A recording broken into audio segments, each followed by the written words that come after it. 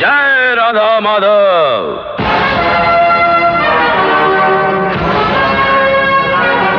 आगे गाइस आपका भाई फिर से आगे आपके सामने बड़े ही इंपॉर्टेंट और जबरदस्त न्यूज अपडेट्स के साथ ही साथ मैं आपको ढेरों सारी ऐसी बातें बताऊंगा जिनसे पता चलेगा कि आपका टिकटॉक कब आ रहा है भारत में। नमस्कार गाइस, मेरा नाम आलोक और स्वागत है आपका अपने मनपसंद यूट्यूब चैनल हाईटेक देसी में।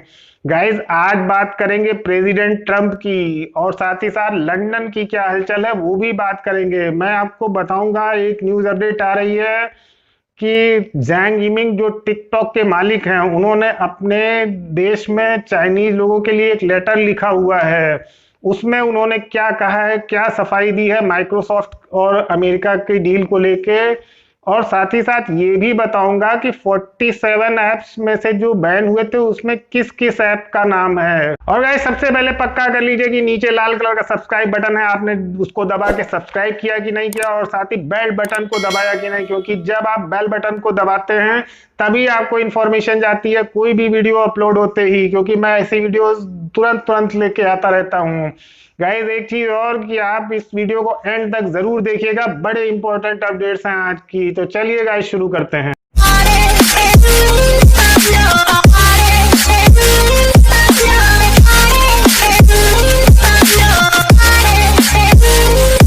गाइस आज की सबसे बड़ी अपडेट जो है वो टिकटॉक के मालिक जैंग यिमिंग की है। उन्होंने एक लेटर लिखा है अपने चाइना के जो एम्प्लॉय हैं उनकी कंपनी के, उनको।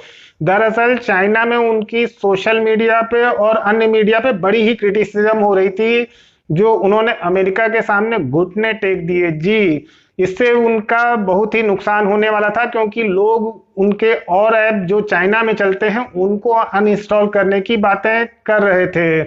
उन्होंने उस लेटर में अपने चाइनीज कर्मचारियों को लिखा है कि चूंकि अमेरिका सहित पूरे वर्ल्ड में एंटी चाइना सेंटीमेंट, उन्होंने इस वर्ड का यूज किया है, बहुत ज्यादा बढ़ गया है और फर्दर बैन ना लगे और देशों में, इंडिया में तो पहले ही लग चुका है।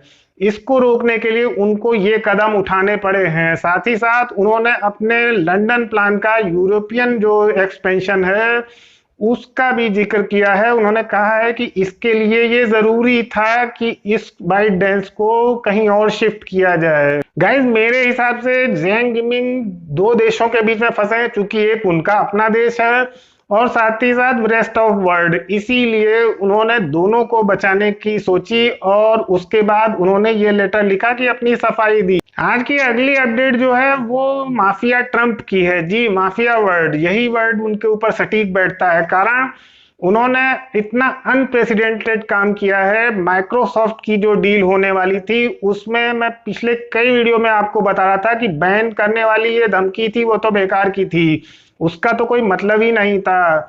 दरअसल अब उनका प्लान समझ में आया, उन्होंने चारों तरफ से घेर के टिकटॉक को और अब रैंसम मनी मांग ली है। उन्होंने कहा we want large, very large amount, मतलब कि जो भी डील होगी माइक्रोसॉफ्ट और टिकटॉक की उसमें से उनको कट ऑफ मनी चाहिए, क्योंकि जैंग यिमिंग को अपनी कंपनी को बचाना है, इसलिए वो इस पे भी राजी हैं और तैयार हो गए हैं। बड़ी जल्दी इस पे खबर आ जाएगी कि क्या डील साइन हुई है।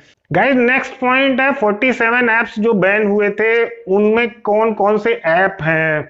दरअसल उनमें मैक्सिमम क्लोन ऐप्स हैं, जैसे बीगो लाइट, लाइकी लाइट और साथ ही साथ टिकटॉक लाइट। उसका लाइट वर्जन मार्केट में आ गया था तुरंत ही, उसी को बैन किया गया है। इसके अलावा Xiaomi का MI ब्राउजर प्रो है, वो भी ऐप बैन किया गया है। इनकी कम्युनिटी, MI कम्युनिटी पे भी इनकी लिस्ट में डाला गया है। बाइडू मैप को डाला गया है न्यू लिस्ट में 47 वाले।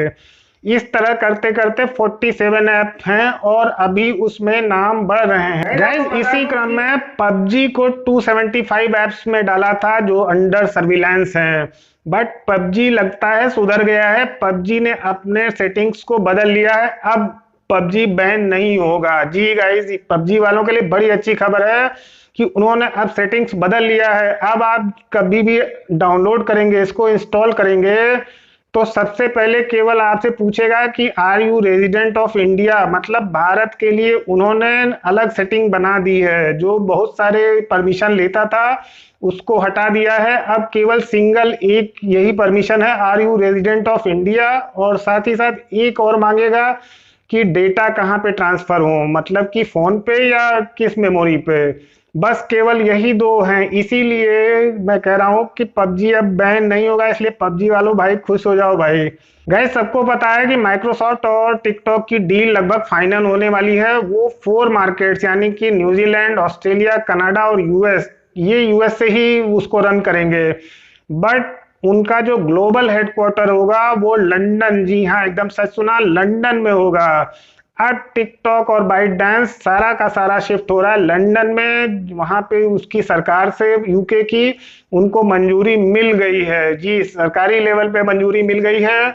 अब वो वहां से आएगा और बहुत मुमकिन है कि भारत में अब यूएस से नहीं, यूके यानी कि लंदन से ही यहाँ की मार्केट रन होगी। गाइज ये सारी बड़ी ही इंपॉर्टेंट अपडेट्स हैं और इन्हीं से पता चलेगा कि भारत में कितनी जल्दी आ जाएगा टिकटॉक, क्योंकि टिकटॉक का पक्का है यूएस से नहीं आएगा, यूके से ही आएगा, लगभग लगभग तय है। गाइज मैं जल्दी जल्दी अपडेट को देखता रहता हूँ और जैसे ही कोई अपडेट होती है मैं आपके सामने तुरंत आता हूँ। इसीलिए कहता हूँ कि सबसे पहले सब्सक्राइब करिए लाल कलर के सब्सक्राइब बटन को दबा के, और बेल बटन को दबाना बिल्कुल ना भूलें।